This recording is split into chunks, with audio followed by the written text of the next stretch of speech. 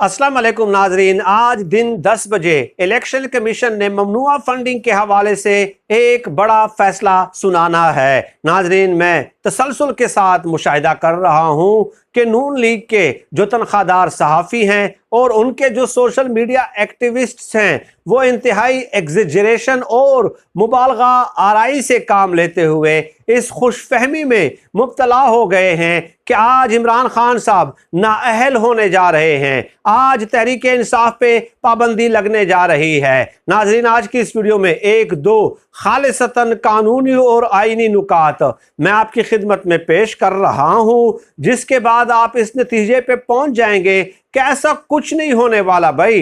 ये महज एक हवा खड़ा कर दिया गया, महज एक मुबालगा आराई और ख्वाहिशात के घोड़े दौड़ाने की कोशिश की गई। नाजरीन, आगाज करते हैं बाकायदा वीडियो का। ये जो इलेक्शन कमीशन में दरख्वास्त दायर की थी नाजरीन, आज से 8 साल पहले जो तहरीक इंसाफ के बानी रुकनों में से एक है अकबर एस बाबर ने, और ये जो दरख्वास्त दायर की गई थी पॉलिटिकल पार्टीज एक्ट 2002 के तहत, इस केस की समाअत 8 साल होती रही है। पॉलिटिकल पार्टीज एक्ट 2002 के तहत चुनाचे इसमें है क्या नाजरीन, इलेक्शन कमीशन ने 14 और 15 जून को इस हवाले से इस्लामाबाद हाई कोर्ट में भी समाअत हुई थी। इस्लामाबाद हाई कोर्ट में, और इस्लामाबाद हाई कोर्ट में इलेक्शन कमीशन का बाकायदा एक नुमाइंदा पेश हुआ था, और उस नुमाइंदे ने नाजरीन जो जवाब जमा कराया है उससे आपको अंदाजा हो जाएगा कि ये किस दुनिया में रहते हैं ये नून लीग वाले। नाजरीन, इलेक्शन कमीशन के नुमाइंदे ने इस्लामाबाद हाई कोर्ट में ये जवाब जमा कराया कि अगर ये केस जो है ये फॉरेन फंडिंग का नहीं है, फॉरेन फंडिंग का नहीं है, ममनुआ फंडिंग का केस है। ये बाकायदा सराहत के साथ अल्फाज हैं इलेक्शन कमीशन के। और दूसरा ये कि इसमें ज़्यादा से ज़्यादा ये हो सकता है कि अगर ममनुआ फंडिंग साबित हो जाती है कि वो फंड्स जो हैं हम जब्त कर लेंगे, भाग के सरकार जब्त हो जाएंगे और कौमी खजाने यानी कि स्टेट बैंक में जमा करा दिए जाएंगे। और इसके अलावा ये कि ज़्यादा से ज़्यादा ये भी हो सकता है कि तहरीक इंसाफ को एक शोकाज नोटिस जारी किया जाएगा। अब आगे इसके क्या मराहिल होंगे और ये ममनुआ फंडिंग होती क्या है, कौन सी फंडिंग ममनुआ है और कौन सी फंडिंग ममनुआ नहीं है, तो इसको समझने के लिए ये पॉलिटिकल पार्टीज एक्ट 2002 उसका आर्टिकल 6 मेरे सामने मौजूद है, वो मैं आपके सामने जल्दी में पढ़ देता हूँ। any contribution made directly or indirectly by any foreign government, multinational or domestically incorporated public or private company, firm, trade or professional association shall be prohibited, and the party may accept contribution or donation by any individual, from any individual, only from individual। यानी कि इसका मतलब क्या हुआ कि यहाँ पे ये जो पॉलिटिकल पार्टीज एक्ट 2002 उसका आर्टिकल 6 है, उसमें ये दर्ज है कि कोई भी सियासी जुमात किसी बैरून मुल्क की किसी भी कंपनी से, ऑर्गेनाइजेशन से, किसी गैर मुल्क से और किसी दूसरे मुल्क की पॉलिटिकल पार्टी से कोई डोनेशन वगैरह, चंदा, अतियात और मदद नहीं ले सकती, लेकिन गैर मुल्की इंडिविजुअल से आप पैसे ले सकते हैं। गैर मुल्की इंडिविजुअल से आप पैसे ले सकते हैं। इसके अलावा एनी कंट्रीब्यूशन और donation which is prohibited under this order shall be confiscated and shall be deposited in the favor of the state in the manner as shall be described। यानी अगर गैर मुल्की हुकूमत से, गैर मुल्की कंपनी, फर्म, ट्रेड कंपनी से, organisation से, यूनियन से आपने पैसे ले भी लिए हैं तो उसकी सज़ा ये होगी कि ये जो अतियात और रकम होगी वो कौमी ख़जाने में जमा करा दी जाएगी। ये है कुल केस। अब नाजरीन, मैं आपको बताऊं कि एतजाज़ हसन साहब को भी मैं सुन रहा था, उन्होंने कहा कि भाई इसमें देखें इलेक्शन कमीशन के पास इख्तियार नहीं है किसी जुमात को जो है ना किसी सरबराह को नाअहल करने का और किसी जुमात पे पाबंदी लगाने का।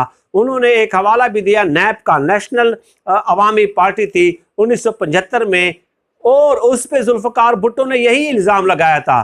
जुल्फ़िकार भुट्टो ने उस पे के ऊपर पाबंदी लगा दी थी कि आप गैर मुल्की फंडिंग लेते हैं। ये जुल्फ़िकार अली भुट्टो ने एक काम किया था। उसके बाद सुप्रीम कोर्ट में वो केस चला था, सुप्रीम कोर्ट ने भी उस फैसले को जो है ना तस्लीम कर लिया था और नेशनल अवामी पार्टी पे पाबंदी लग गई थी। उसके बाद ये दूसरे नाम के साथ आई, अवामी नेशनल पार्टी के साथ। लेकिन उस वक्त तो खैर जुल्फ़िकार अली भुट्टो की आमरीत थी, उन्होंने खुद ये फैसला कर लिया कि इसके ऊपर पाबंदी लगा दी जाए।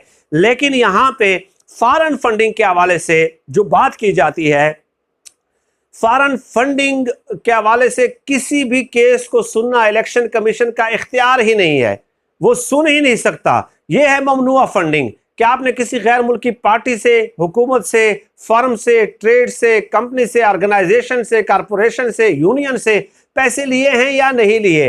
अब आप अंदाजा लगा लीजिए कि गुज़श्ता कई दिनों से RF नकवी ने $2 मिलियन पाउंड मुंतकिल किए, 1.2 मिलियन पाउंड मुंतकिल किए। इस हवाले से प्रोपेगंडा किया जा रहा है कि RF नकवी ने पैसे दिए हैं, ये फॉरेन फंडिंग है, ये बहुत बड़ा जुर्म है, इमरान खान साहब नाअहल हो जाएंगे। मैंने आपके सामने आर्टिकल 6 PPO 2002 का सुनाया है।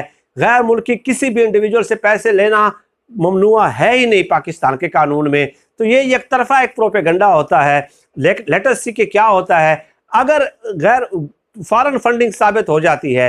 एक पहलू उसका ये भी है जो कि डिस्कस किया जाता है, वो ये है कि फिर वफाकी हुकूमत कैबिनेट यानी कि वज़ीर-ए-आज़म प्लस कैबिनेट एक रेफरेंस बनाएगी और उस रेफरेंस को रेफर किया जाएगा सुप्रीम कोर्ट में। 15 दिनों के अंदर अंदर सुप्रीम कोर्ट में समाअत मुकर्रर होगी। सुप्रीम कोर्ट में समाअत मुकर्रर होगी, तहरीक इंसाफ भी जाएगी, वकला जाएंगे, दलाइल होंगे, समाअतों का आगाज होगा। उसके बाद कहीं जाकर फिर फैसला होगा। लेट्स सपोज इलेक्शन कमीशन ये कह भी देती है अपने आईन कानूनी इख्तियारात से तजावुज करते हुए कि फॉरेन फंडिंग हुई है, फिर जो है ना वफाकी काबीना और वफाकी हुकूमत रेफरेंस बना के सुप्रीम कोर्ट के पास जाएगी, तहरीक इंसाफ भी आएगी, वहां पे समाअतें होंगी और हो सकता है कि सुप्रीम कोर्ट स्टे ऑर्डर भी दे दे, तो सब कुछ वहीं पे टप हो जाएगा। और ये भी एक मुमकिनात में से है कि इलेक्शन कमीशन के फैसले को अदालतों में चैलेंज भी किया जा सकता है। तो हुनूज दिली दूर अस्त, इमरान खान साहब को सियासत से निकालने की आपकी ख्वाहिश जो है ना वो ख्वाहिश ही रहेगी। आपकी ये ख्वाहिश पाया तकमील तक नहीं पहुंच सकती। सियासी मैदान में आप उनका सियासी तरीके से मुकाबला करें। और नाज़रीन ये भी बता दूं कि इस केस का फैसला अगस्त के आखिर में आना था, अचानक यकायक ये क्या हो गया है कि कल रात उनकी वेबसाइट पे अपलोड हो जाता है कि कल सुबह 10 बजे हम इस केस का फैसला सुनाएंगे। और 29 जुलाई को PDM के रहनुमाओं की मुलाकात भी होती है इलेक्शन कमीशन के साथ। क्यों, किस कैपेसिटी में? देखे, ये सबसे बदतरीन दुश्मन है इमरान खान साहब के, ये PDM की जुमातों के जो रहनुमा हैं।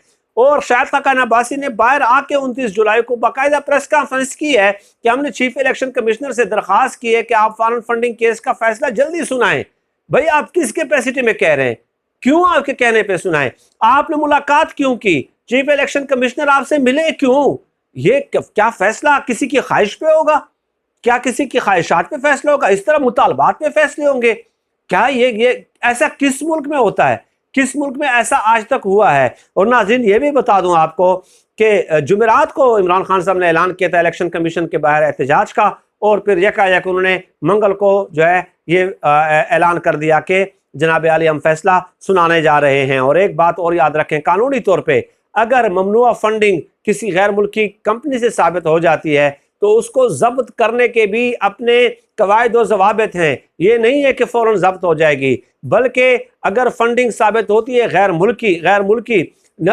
ममनुआ फंडिंग साबित होती है, गैर मुल्की तो बात की बात है, ममनुआ फंडिंग, उसके बाद कितनी फंडिंग हुई है, तहरीक इंसाफ को फिर शोकाज नोटिस जारी किया जाएगा और उनसे कहा जाएगा कि हम इसमें से इतनी रकम जब्त कर रहे हैं। ये हैं चंद नुकात जो मैंने आपकी खिदमत में पेश किए। क्या सिचुएशन बनती है 10 बजे, तो ये उसके बाद ही हम इंशाल्लाह डिस्कस करेंगे। सरदस्त इतना ही अल्लाह पाक से दुआ है कि अल्लाह पाक हमें खल्क़ खुदा के लिए आसानियाँ पैदा करने की तौफीक अता फरमाए। आमीन या रब्बल आलमीन।